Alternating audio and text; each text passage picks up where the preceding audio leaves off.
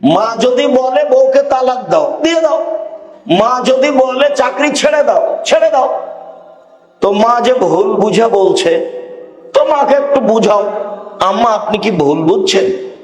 আমি তো দেখি মেয়েটা ভালোই, তার চাল চলন তো ভালোই, কেন আপনি তালাক দিতে বলছেন মা? শেষ পর্যন্ত যদি মা কথাতে অটল থাকে, ও যতই ভালো হোক, ও তোমার কাছে রক্ষা পাইলে তোমার বোকামি হবে। দেখবা তুমি বাপ মায়ের কথা দেখবে। 1 মিনিট এদিকে দেখো, এই চলে দেখো এদিকে, যারা তো ঢং ঢং করে হেঁটে চলে গেল তো গেলে, আমি তো বসে আছি। এদিকে দেখো, বাপ মার কথা মানতে হবে। দেখবে যে দেখো, কে বাড়িতে আছে? জি না। কোথায় গেছে? শিকার করতে গেছে। কখন আসবে?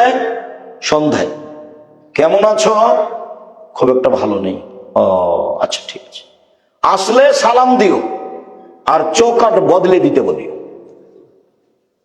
সন্ধ্যা থেকে এসে সালাম দিতে বাড়িতে ঢুকতে বুঝতে পেরেছে। ঢুকে বলছেন, কি খবর, কেউ এসেছিল নাকি? হ্যাঁ, একজন বৃদ্ধ মানুষ এসেছিলেন। কি বললেন?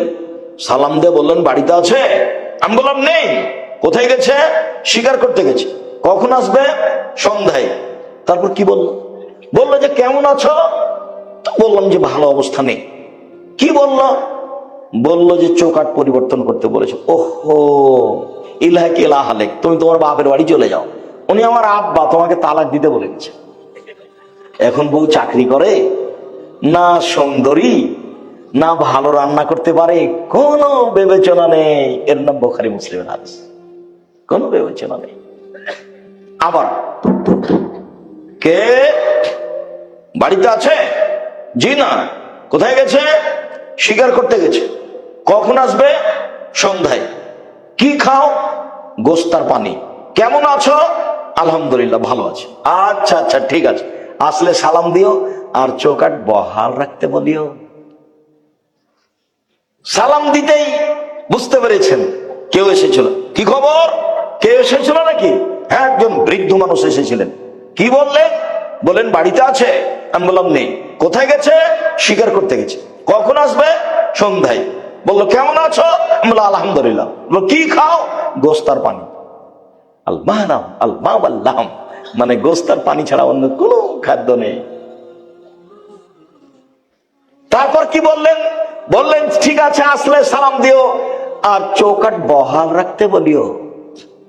ও, তিনি আমার আব্বা, তিনি ইব্রাহিম আলাইহিস সালাম। তিনি তোমাকে স্ত্রী হিসাবে বহাল রাখতে বলেছেন। তুমি থাকো, তুমি বেতন পাও পাও না এটা দেখার বিবেচনা নেই। তুমি সুন্দরী না অসুন্দরী ভাববার সুযোগ নেই। যাহাই বলেছেন তাহাই হইবে। এর নাম ছেলে, এর নাম অনুগত ছেলে। আমার মা বিশ্বাস করতো এভাবে যে যেটা বলছি সেটাই হবে। যেদিন ডেকে পাঠিয়েছে, তো আমার মা বলছে আজকে আসবেই, তা আমি সেদিনই চলে গেছি। তার ধারণা খুব ভালো কাজ করত।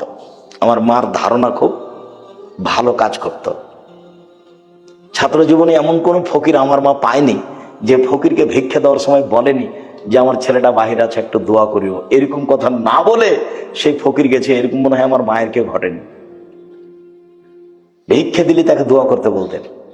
আর বাড়ি থেকে বের হওয়ার সময় বলতেন প্রাইভেট পড়ায়ও না, দোকানে বসিও না, কারোর সাথে বন্ধুতালি করিও না, মানুষের বাড়িতে দাওয়াত খায়ও না।